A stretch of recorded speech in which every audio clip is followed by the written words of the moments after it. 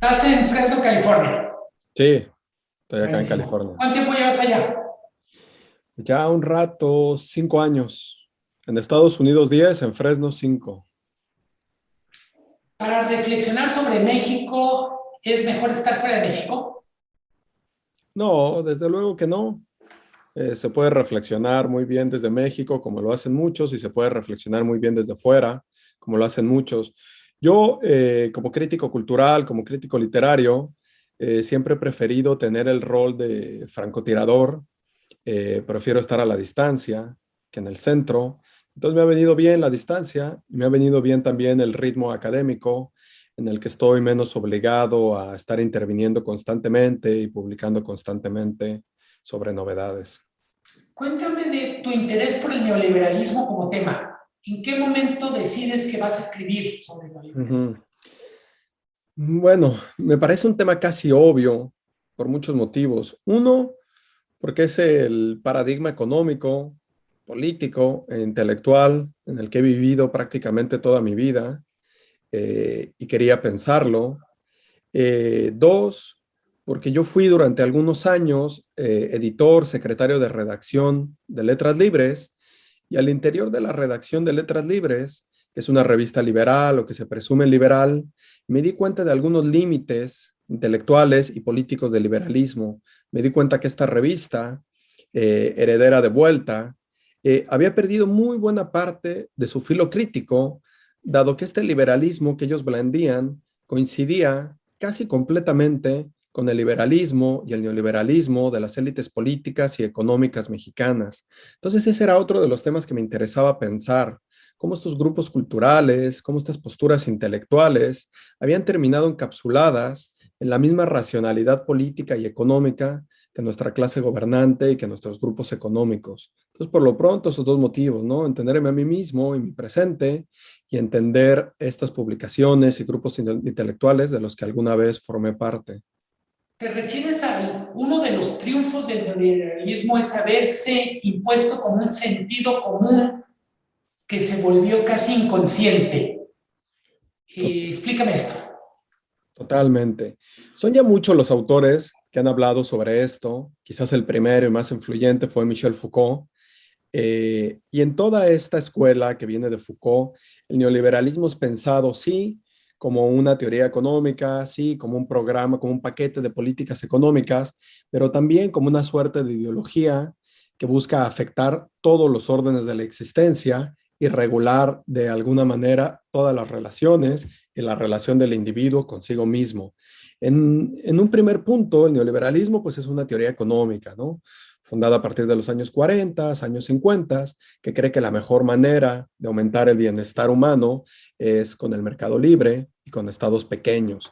A finales de los 70, principios de los 80, esta teoría económica se empieza a volver dominante, se empieza a aplicar en varios países y se extiende con el apoyo de instituciones como el Fondo Monetario Internacional, el Banco Mundial, la política estadounidense, y hace que en muy buena parte del mundo se apliquen ciertas políticas económicas que hoy conocemos de memoria, ¿no? Como reducción de gasto público, privatización de empresas públicas, de empresas estatales, flexibilización del mercado laboral, apertura de fronteras comerciales, etcétera, etcétera.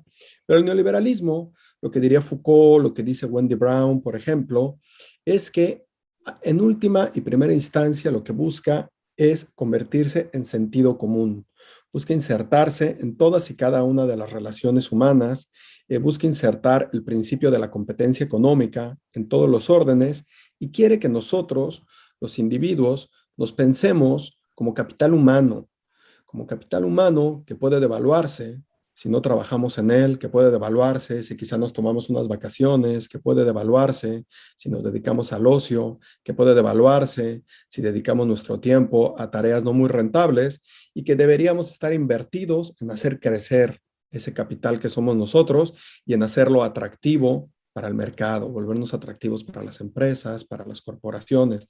Entonces sí, se convierte el neoliberalismo en este sentido, en un sentido común. Rafael Lemus, en breve historia de nuestro neoliberalismo, intentas explicar el papel que juega un grupo de intelectuales en la legitimación, en la instalación del neoliberalismo en México. Te refieres en primerísimo lugar a este, vamos a decir, este trío, Octavio Paz, Gabriel Said, Enrique Krause, pero también hace referencia al grupo de Nexos. De manera muy breve, ¿cuál es el papel que juegan estos intelectuales en esta llegada, instalación, imposición del neoliberalismo en México? Me parece que juegan un papel muy importante.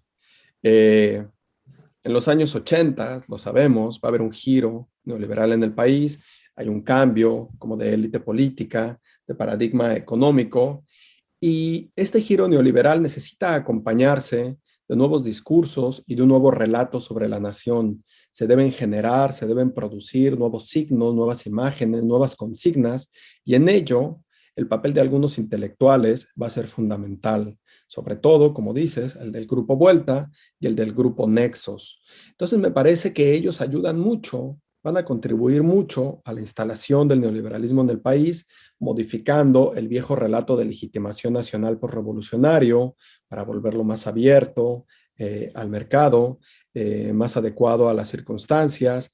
Van, entre otras cosas, a contribuir a inventar el monstruo de la amenaza populista, de la amenaza de izquierda, que le va a venir bien al régimen. Van a ayudar en algunos momentos a hacer el elogio de la racionalidad empresarial, de la iniciativa empresarial. Entonces creo que va a ser un papel bastante importante. Hoy en día tenemos una esfera pública tan amplia, participan tantos actores, que la figura del intelectual público ha perdido algo de su valor. Su voz se disipa, entre otras muchas voces, y su supuesta autoridad moral está en disputa, lo cual está muy bien. Pero en ese momento, en los 80s y en los 90s, en los que mi libro se concentra sobre todo, la figura del intelectual público tiene todavía más peso, más relevancia y se le concede mayor autoridad moral, así que juegan un papel determinante, creo, en la reconversión neoliberal de México. Rafael Lemus, me llama la atención, haces referencia a textos de Octavio Paz, a textos de Gabriel Said, de Enrique Krause, pero estamos hablando en última instancia del papel, de la importancia del libro en un país en el que se lee muy poco. ¿Cómo explicar que algunos textos tengan tanto impacto en un país con tan pocos lectores? Pues porque el trabajo del intelectual y sobre todo de estos grupos intelectuales en este momento es en parte para el público y en parte para las élites gobernantes y económicas. Escriben para los lectores, pero están produciendo también discurso, signos para el poder, para los gobiernos en turno, y están peleando algunas de las peleas que el poder está peleando también en esos momentos. Entonces, lo que ellos están haciendo puede no tener mucho impacto, no pueden tener mucho, sí, no puede tener, quizá no tiene tanto impacto entre el auditorio como lo va a tener en las élites políticas que los leen y los financian. Rafael, te refieres al neoliberalismo y de manera implícita, algunas veces explícita, hablas de los tecnócratas. ¿Qué son para ti los tecnócratas y cómo dialogan los tecnócratas con los intelectuales? Bueno, pues los tecnócratas serían estos funcionarios supuestamente formados científicamente, supuestamente desprovistos de ilusión política, desprovistos de pasión política, y que regirían a los países y principalmente sus economías de acuerdo con el credo liberal. En México, los neoliberales tomarán la dirección de la política económica del país en los años 80 y no la soltarán hasta hace muy poco tiempo. Algo que distingue, creo, a los tecnócratas es la creencia de que ya no es tiempo de la política, sino de la pura administración. Ya no hay distintos modelos económicos, hay un solo modelo que se ha impuesto en todas partes, y lo que hay que hacer, piensan los tecnócratas, y así van a gobernar durante mucho tiempo, es adecuar el país a las necesidades del mercado global, puramente. Mientras que para los políticos, para los intelectuales, la política sigue siendo todavía una manera de eh, producir emociones, reinventar comunidades, cosa que los tecnócratas considerarían ya meramente cursis. Y la convivencia entre intelectuales y tecnócratas, en un principio, por ejemplo, en los años 70, va a ser muy poca. En la revista Vuelta, apenas si colaboran funcionarios y casi no colaboran economistas. En los años 80, la colaboración de los tecnócratas, de los funcionarios, de los economistas, de los analistas políticos, de aquellos que se llaman científicos sociales, va a ir creciendo cada vez más en la revista Vuelta y mucho más en la revista Nexos. Y estos intelectuales como Octavio Paz, que desdeñaban a las figuras tecnocráticas, se van a tener que aceptar que ahora tienen que convivir con ellos y le van a abrir las puertas, las páginas de sus publicaciones a estos nuevos tecnócratas. Rafael Lemus, ¿te refieres en muchos momentos del libro, Breve Historia de nuestro neoliberalismo, a la transformación que vive la industria cultural durante estos 30, 40 años del neoliberalismo? ¿Cuáles dirías tú que son los principales cambios de la industria cultural? Bueno, muchos. El neoliberalismo transforma todo y desde luego transforma en su camino el campo cultural mexicano. Va a crear nuevos espacios, nuevas lógicas, nuevas tensiones, nuevas disputas, algunas de las cuales yo intento revisar en mi libro. Un fenómeno en la industria cultural muy claro y del que me ocupo brevemente es el de la concentración editorial.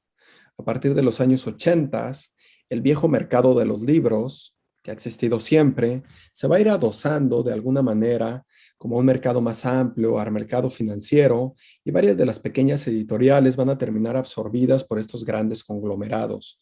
Eso va a generar, desde luego, nuevas dinámicas y va a afectar la escritura misma, va a afectar la práctica literaria misma. Muchas de estas grandes editoriales, de estas grandes corporaciones, lo que van a empezar a preferir es una literatura más o menos sencilla, legible en distintos lugares del mundo, fácilmente traducible, y, eh, y eso va a hacer que muchos escritores empiecen a producir ese tipo de producto que las nuevas corporaciones prefieren. ¿Te refieres a la proliferación de libros de autoayuda, manuales de management y un tipo de literatura? ¿Cuáles son para ti los libros de referencia del neoliberalismo en México? Y me refiero, no, ¿cuáles para ti son los libros claves para entender esta producción cultural?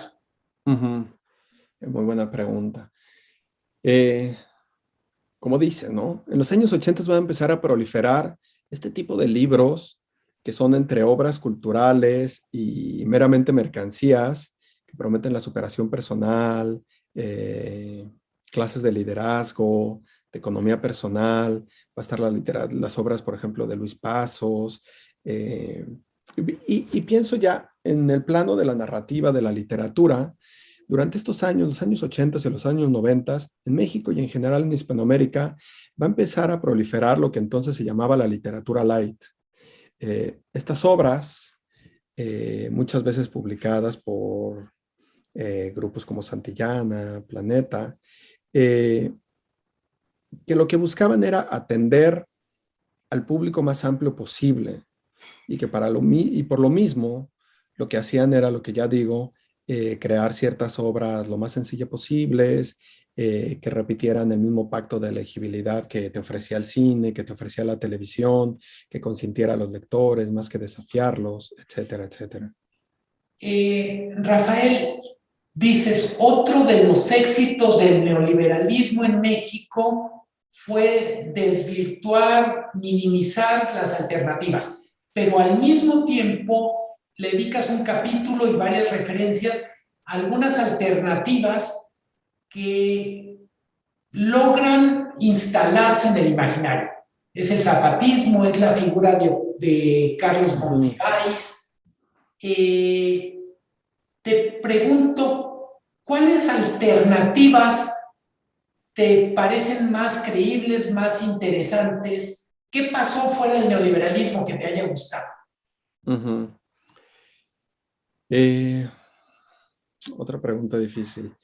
Eh, Mira, en el libro, así como intento ver el proceso de implantación y dominación neoliberal en México, también reviso algunas de las resistencias que va enfrentando. Desde luego va a enfrentar resistencias económicas, políticas, y yo me centro más bien en las culturales, viendo a dos sujetos políticos, ¿no? El zapatismo por un lado y Carlos Monsiváis como representante de cierta izquierda por el otro lado. Del zapatismo, lo que yo celebro en el libro en particular son los primeros días, los primeros meses, los primeros comunicados en los que este grupo político logra regresar al marco de lo visible, al marco de lo audible, ciertas voces, ciertos espacios, ciertos cuerpos que la racionalidad neoliberal había querido ocultar. Según el relato triunfalista de Carlos Salinas de Gortari, teníamos que voltear al norte, teníamos que pensar en la industria, teníamos que pensar en globalización, teníamos que pensar en primer mundo, y el zapatismo nos hace ver para otro lado, nos hace escuchar otras voces, y va a terminar perforando, me parece, en muy buena parte este relato del que se había acompañado el neoliberalismo. En Carlos Monsiváis, lo que veo es la manera en que Carlos Monsiváis también es afectado, desde luego, por el neoliberalismo, es afectado por la globalización, es afectado por la derrota del comunismo, afectado por la derrota de las izquierdas latinoamericanas, y esto hace que Carlos Monsiváis vaya modificando de algún modo su pensamiento político, pero sin nunca rendirse al liberalismo, sin nunca quedar completamente concentrado, capturado por el liberalismo. Monsiváis, en el momento que ya no puede pensar en el socialismo, que no puede pensar en el partido, que no puede pensar en la vanguardia, empieza a pensar en la sociedad civil, empieza a pensar en la multitud, empieza a pensar en las subversiones personales, en las heterodoxias, etcétera, etcétera. Y el Monsiváis en el que me concentro sobre todo en ese capítulo, que sería el Monsiváis de los últimos años de su vida, de los primeros años del siglo XXI, es un Monsiváis que va a empezar a pensar otra vez en el Estado y en el líder político, dado que por primera vez en su vida Monsiváis ve la posibilidad de que un partido de izquierda tome el poder en México. Rafael, cuéntame de tu trayectoria y aprovecho con esta pregunta. Cuéntame de la movilidad que hay, vamos a decir, del ejército neoliberal hacia las orillas y de las orillas hacia el mainstream del pensamiento neoliberal. Son años muy interesantes. Insisto, en tu caso yo veo a alguien que de manera paulatina y de repente más radical dice, no me gusta esto, me paso a otra trinchera, pero también vemos trayectorias, digamos, de asimilación hacia la lógica neoliberal que también definen este periodo. Por favor, reflexiona sobre esto. Claro. En cuanto a mi movilidad, yo me considero por encima de cualquier otra cosa un escritor. Y como escritor, pues siempre he sentido cierta aversión hacia la economización del mundo que el neoliberalismo supone. En la mayoría de los escritores hay más o menos una carga romántica que me parece que nos tiene un poco en tensión y a veces en resistencia con prácticas del mercado. Por una u otra razón, terminé publicando mucho en Letras Libres, terminé siendo editor de Letras Libres, y ahí mi animadversión hacia el neoliberalismo y hacia ciertos límites del liberalismo creció. Eh, Terminé saliéndome de Letras Libres, y para salirme de Letras Libres y alejarme un poco del campo cultural mexicano, que me tiene más bien hastiado, me busqué un doctorado en Estados Unidos y ahora soy profesor acá. Eh, y no, me salí de una trinchera de algún modo, sí, me salí de Letras Libres, pero no pasé a ninguna otra trinchera. No estoy dentro de ningún grupo intelectual, no pertenezco a ninguna capilla y me identifico de izquierda, pero al mismo tiempo reconozco que la izquierda no es una trinchera, sino es un amplio espectro que muchas veces está en pelea la izquierda con la izquierda misma. Dentro de la izquierda, desde luego, cabe desde la izquierda estatista, petrolera, desarrollista, populista de López Obrador, hasta una izquierda anarquista, libertaria, ambientalista, feminista, indigenista, peleada con López Obrador. Entonces no estoy en una trinchera, diría que estoy más bien en un espectro desde el que veo con incomodidad tanto lo que está ocurriendo en México en el presente con López Obrador, como lo que estaba ocurriendo en el pasado con las administraciones priistas y panistas. Me da risa porque empezaste esta conversación diciendo que te veías eres como francotirador y ahora dices soy espectador. ¿Eres espectador o No, francotirador? bueno, sí, uno tiene que estar observando para luego intervenir en el momento que quiere. En tu respuesta me faltó una parte y es los que después de una vida en lo alternativo se pasan al mainstream. Reflexiona sobre esto, por favor. Uh-huh. Pues no sé, es complejo. Lo que estamos viendo, no sé si sería un paso, lo que estamos viendo hoy en día constantemente en México, no sé si es un paso de lo alternativo a lo mainstream, sino de los márgenes al régimen, de la oposición al poder. Estamos viendo a diario en las redes sociales, en los artículos periodísticos, a estos luchadores sociales, activistas, supuestos críticos del poder, que hoy están completamente insertos en la maquinaria política. Pienso en algunos, no sé, gente joven que yo consideraba, sigo considerando brillante, pero consideraba crítica, y que hoy hacen una defensa a ultranza de López Obrador y del gobierno de López Obrador. Es lo que estamos viendo, ¿no? Como la conversión de viejos críticos en comisarios del régimen. A mí no me parece mal que un intelectual, que un periodista, que un escritor coincida con cierto partido político, con cierto funcionario, con cierto gobierno, con ciertas políticas. Me parece más bien sano. No creo en el mito de la neutralidad, no creo en el mito de la supuesta total independencia. Lo que no acepto, y me sigue pareciendo aborrecible, y me parece aborrecible hoy como parecía aborrecible en el priismo o en el panismo, es el oficialismo. El de, el de ir detrás de un líder político, el de ir justificando lo que este líder político, el partido y su gobierno hace, y defendiendo ya no unos principios, no unas políticas, sino sencillamente unas acciones normalmente equivocadas, normalmente horrorosas del gobierno en turno. Hay una frase con la que terminas el libro que creo que hace referencia a Leonard Cohen. La tarea de esta generación es abrir una grieta por donde se cuele el futuro. Pienso en la canción de Leonard Cohen donde Uh-huh. las grietas es por donde sale la luz. Sí. ¿Qué quieres decir con esto? ¿Qué quiero decir con eso? Yo creo que... Veo simultáneamente mucho optimismo y mucho pesimismo en esta frase. Ajá. Por eso me Claro, parece es tan cierto. poderosa. Es cierto. No pensaba en Leonard Cohen en ese momento. A mí me parece que es importante mantener la ilusión política. Creo que el neoliberalismo en buena parte y la tecnocracia en buena parte se encargó de retirar la ilusión, la pasión de la política. Y creo que está bien mantener la pasión en la política, mantener la idea de que a través de la política, de la comunidad, de las relaciones políticas, del Estado, es posible construir comunidades mejores.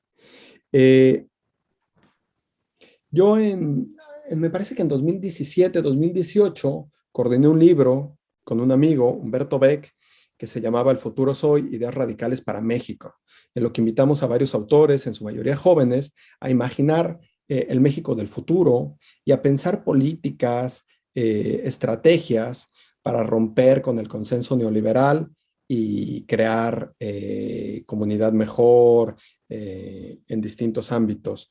Eh, y ahora, al menos a mí y a muchos de los que colaboramos ahí, López Obrador nos ha sumido en cierto pesimismo, en cierto desencanto, pero hay que batallar esas emociones, hay que combatir esas emociones negativas y hay que dejar un espacio al optimismo. Y sí, la tarea es eso, seguir pensando, seguir abriendo un espacio por donde se cuele el futuro y pensar ese futuro. Me encantaría que esta fuera la última frase esta conversación, pero me queda una pregunta pendiente.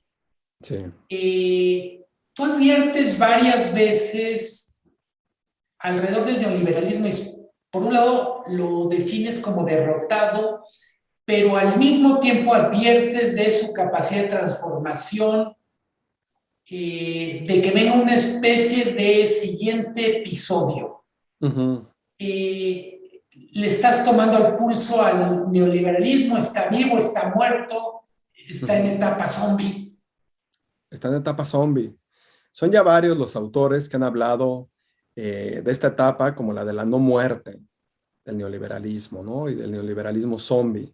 Que por algún lado, por una parte, el neoliberalismo parecería fracasado ideológica y culturalmente. Neoliberalismo es una palabra con connotación negativa, son pocos los que hoy en día lo defenderían, muchas de las mismas instituciones que en su momento impulsaron el neoliberalismo o reconocen varios de sus fracasos, y tanto en la izquierda como en la derecha me parece que hay críticas a la globalización y a los efectos de las políticas neoliberales. Y sin embargo, el neoliberalismo persiste. Como que el neoliberalismo, lo digo, la forma misma de nuestro presente, está inserto en la estructura de nuestro día a día, y es muy difícil quitarlo de ahí y empezar a construir otras relaciones económicas, otras lógicas políticas, otras formas de comunidad, y sin embargo deberíamos seguir insistiendo en ello. Y en el caso mexicano, de lo que hablo es que parecería que estamos entrando a un nuevo ciclo neoliberal. El neoliberalismo persiste en México, pero ahora operado por sus enemigos retóricos, operado por aquellos que ya lo declararon muerto. Entonces parecería, yo no veo que López Obrador esté cambiando la economía política del país, no veo siquiera que esté cambiando de forma importante las relaciones entre el poder político y el poder económico, aunque en el discurso todo eso parece haberse transformado. Entonces el neoliberalismo en esta nueva etapa, en este nuevo siglo, podría ser incluso más efectivo, dado que estaría invisibilizado y administrado por sus supuestos enemigos. Rafael Lemus, muchísimas gracias por esta conversación con El Economista. Gracias. Y felicidades por tu libro. Muchas gracias a ti.